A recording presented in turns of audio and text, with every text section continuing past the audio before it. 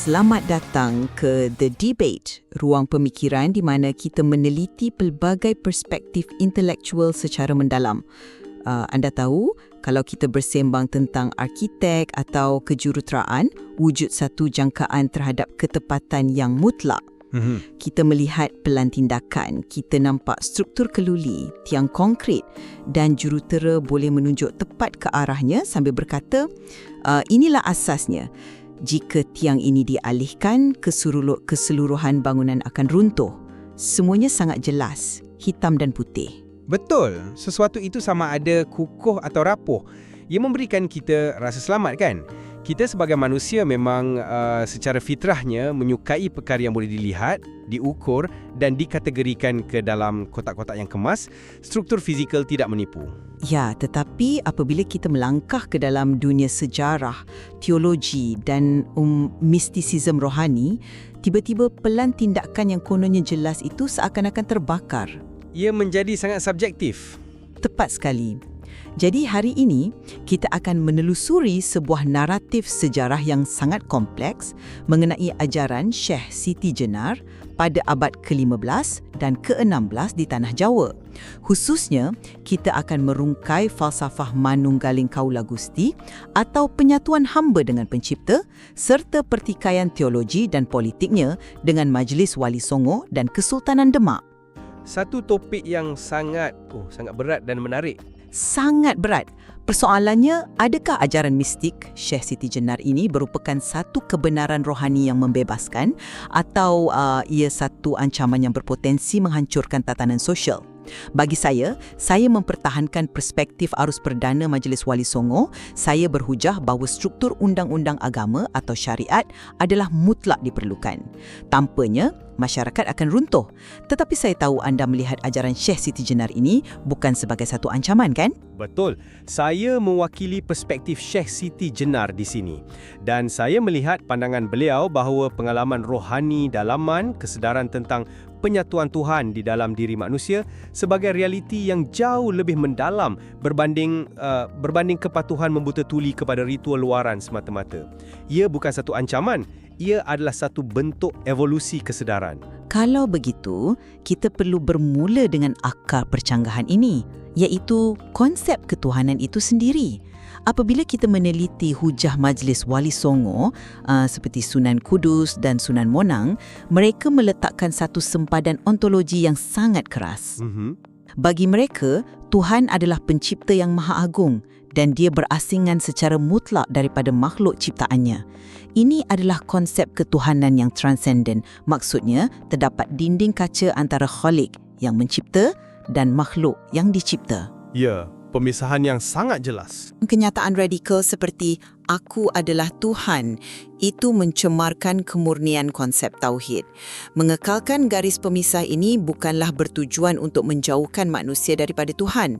Sebaliknya, ia adalah mekanisme psikologi untuk membimbing manusia. Membimbing supaya mereka tunduk. Ya, ia membuang kesombongan ego manusia. Apabila batasan ini dikaburkan, kita meletakkan manusia di atas tahta ilahi. Dan bagi saya, itu adalah resepi kepada keangkuhan yang melampau. Saya faham. Saya faham kenapa perspektif transenden itu memberikan rasa selamat kepada institusi agama. Ia mencipta hierarki yang mudah dikawal. Tuhan di atas, manusia di bawah.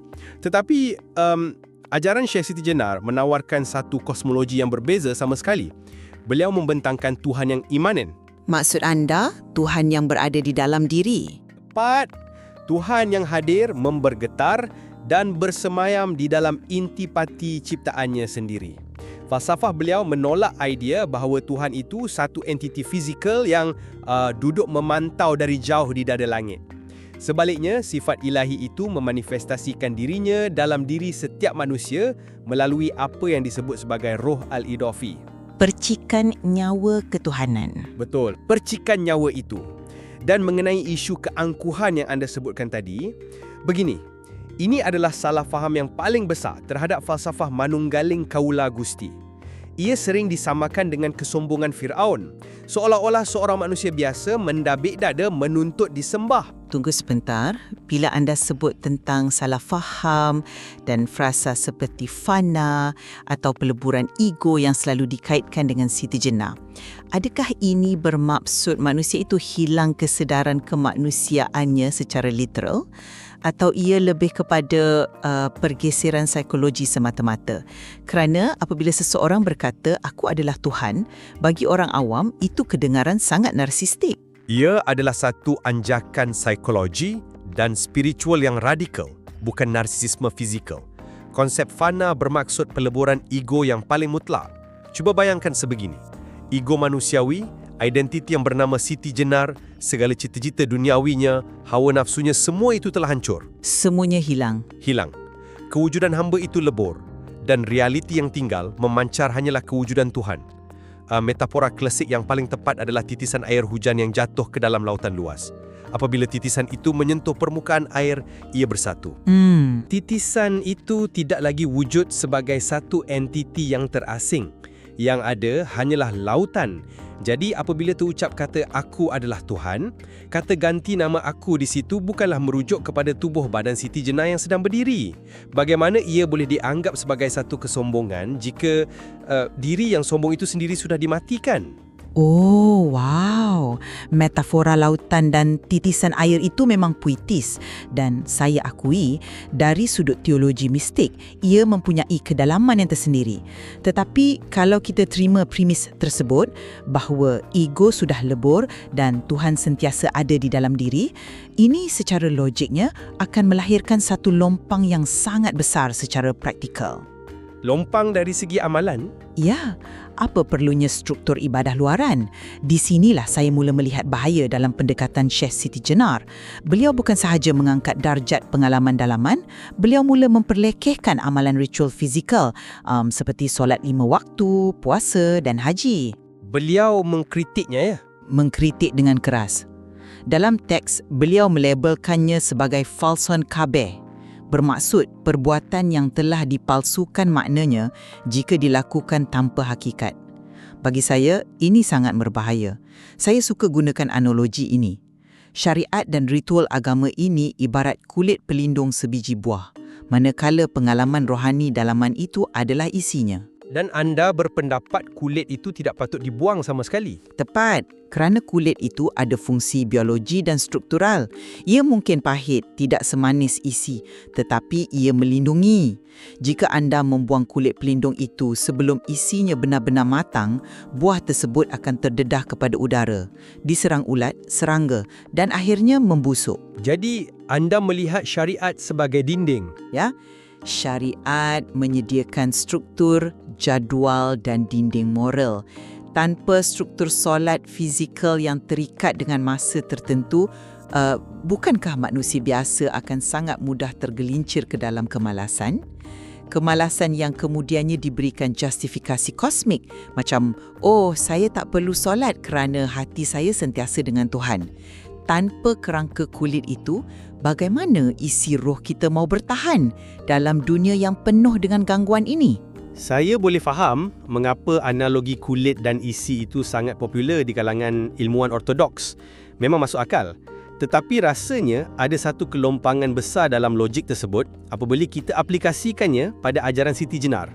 Kelompangan yang macam mana? Jika kita teruskan analogi buah anda itu, jika isi buah itu sudah benar-benar masak dan mekar dari dalam, kulit pelindungnya secara semula jadi akan merekah dan gugur dengan sendirinya. Syekh Siti Jenar tidak secara buta tuli membenci kulit. Beliau cuma menegaskan bahawa memaksa kulit yang keras terus membalut buah yang sudah mekar hanya akan menyekat pertumbuhannya. Tetapi adakah wajar memanggil ibadah fizikal orang lain sebagai penipuan? Itu agak keterlaluan. Beliau melihatnya sebagai penipuan kerana wujudnya pemisahan antara jasad dan kesedaran. Syekh Siti Jenar membahagikan ini kepada dua, iaitu solat tarik dan solat daim. Solat tarik inilah solat rukun fizikal yang digariskan oleh syariat. Ritual yang biasa kita lakukan, ya, Syekh Siti Jenar memerhatikan masyarakatnya dan merumuskan bahawa ritual tanpa kehadiran hati ini hanyalah umpama senaman atau olahraga tubuh badan. Malah, beliau menggunakan frasa mencuri. Ini sangat mendalam. Kenapa perbuatan solat fizikal dipanggil mencuri? Sebab minda mereka berada di tempat lain. Tepat sekali. Kerana secara anatomi, tubuh manusia itu sujud menghadap Tuhan di atas sejadah, tetapi mindanya sedang meliar. Mencuri masa Tuhan untuk memikirkan soal keuntungan perniagaan, soal pangkat atau apa nak makan malam nanti. Beliau tidak menolak ibadah secara total, beliau mahu mengangkatnya menjadi solat daim. Solat daim maksudnya solat yang sentiasa berterusan. Ya, daim bermaksud kekal dan berpanjangan. Bagi Siti Jenar, mencapai tahap ihsan bermaksud kesedaran anda sentiasa terhubung dengan sumber ilahi. Ia tidak terhad kepada 5 waktu sehari semalam. Kalau solat hanya 5 kali sehari, apa status rohani kita pada waktu-waktu yang lain? Itu soalan yang mencabar. Kan, adakah Tuhan hanya wujud dalam 5 slot masa tersebut? Solat daim mengubah seluruh kehidupan. Setiap helai nafas, setiap kerja keras menanam padi, setiap interaksi yang adil menjadi satu bentuk penyembahan yang tidak terputus. Menggelar ibadah kosong sebagai kepalsuan bukanlah satu galakan untuk bermalas-malasan. Ia sebenarnya satu teguran keras, satu kejutan untuk mengejutkan masyarakat daripada tidur lena mekanikal mereka. Secara falsafahnya, saya rasa idealisme solat daim itu kedengaran sangat luhur. Maksud saya, siapa yang tidak mahu kesedaran rohani 24 jam sehari? Tetapi realiti fitrah kemanusiaan kita tidak beroperasi di awang-awangan. Manusia ini rapuh, mudah terganggu dan cenderung kepada nafsu. Itu saya tidak nafikan. Ya, ibadah luaran tanpa penghayatan itu mungkin terasa kosong ibarat jasad tanpa roh. Tetapi membuang amalan luaran itu sepenuhnya bermakna kita menghancurkan wadah yang menyimpan roh tersebut. Bagi 99% manusia awam, solat 5 waktu itulah sauh psikologi mereka. Sauh yang menarik mereka kembali. Betul. Apabila minda mereka leka ditarik ke dalam arus dunia, rukun solat itulah yang merentak mereka kembali ke pantai kesedaran rohani.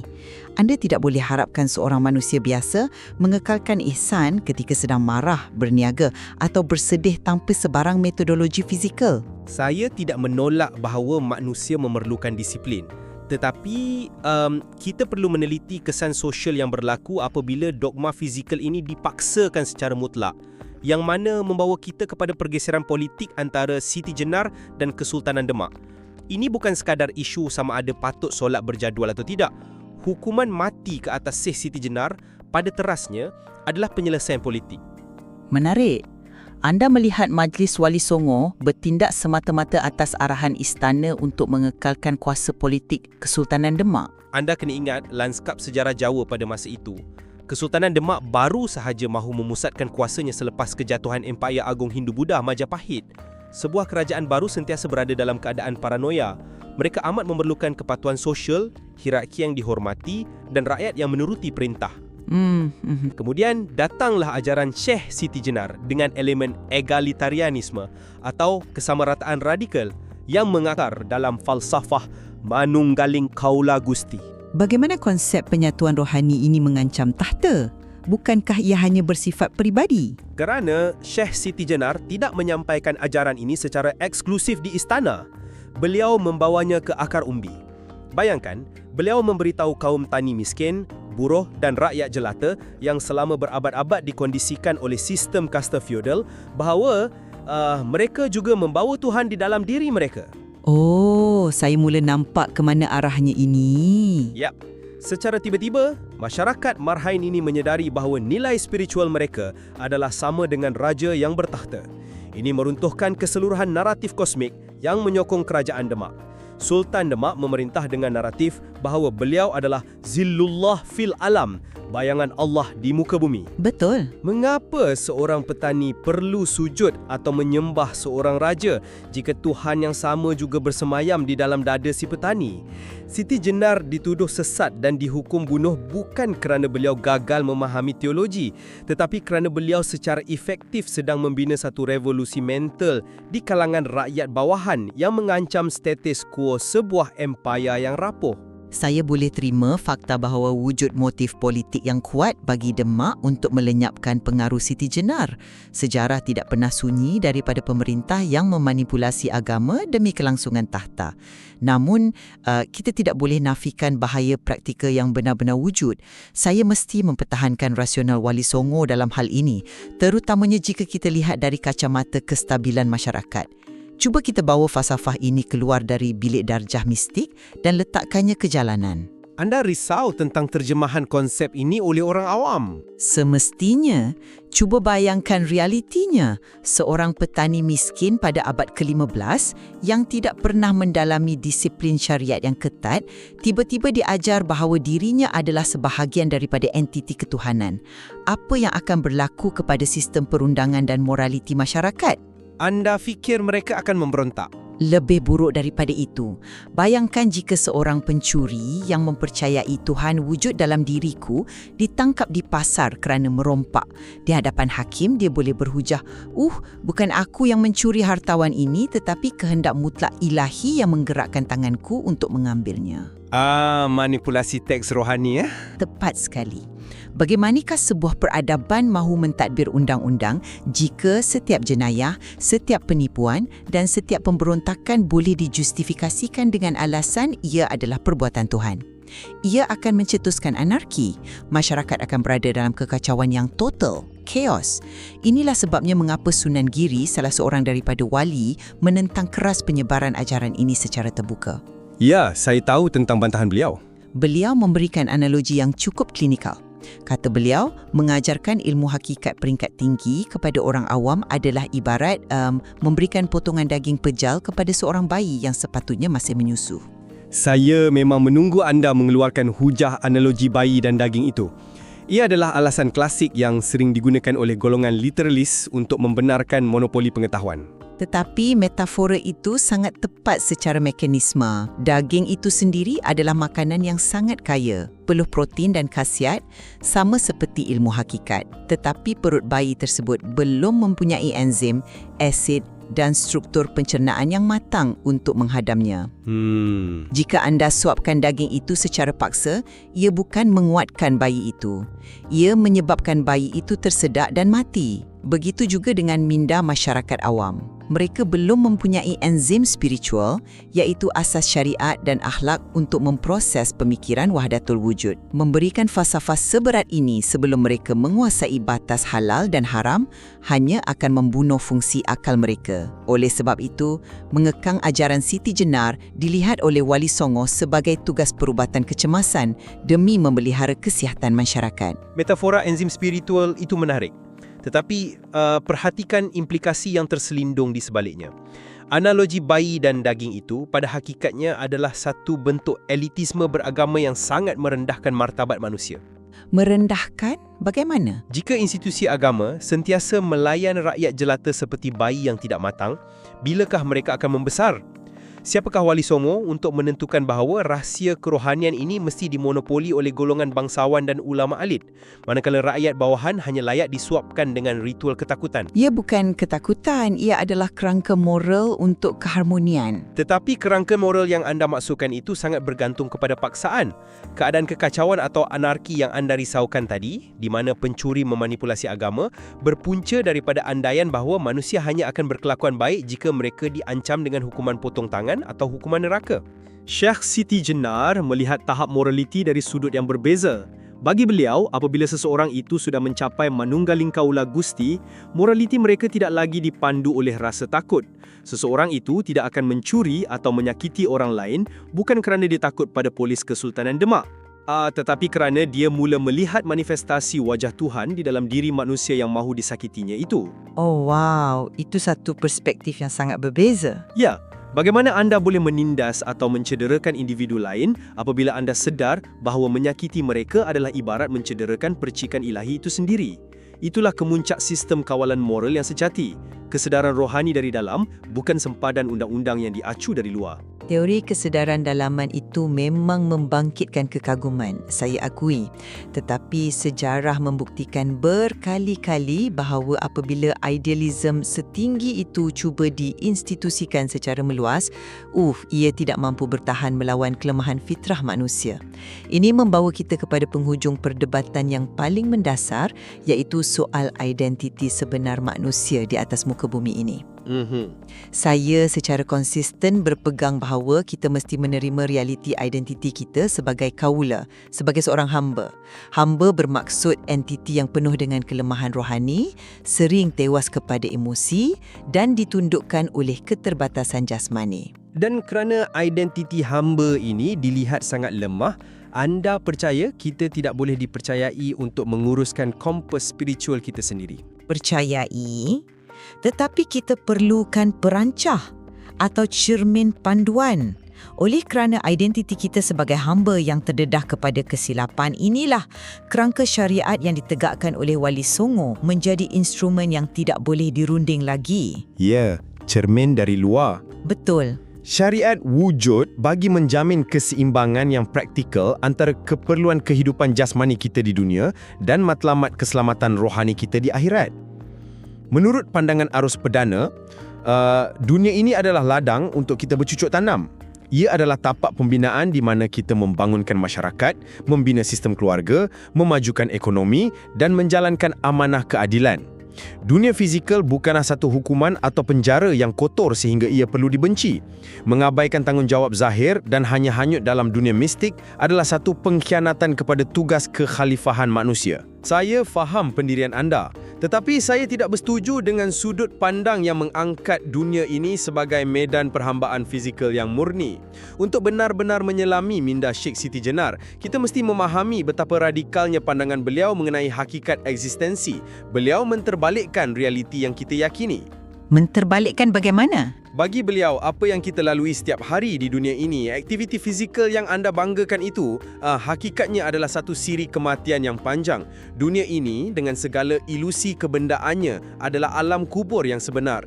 Jiwa kita dikurung, tubuh badan biologikal ini yang memerlukan makanan dan rehat, dipandang sekadar bangkai sementara yang bergerak, sebuah sangkar daging yang memenjarakan roh suci yang kekal.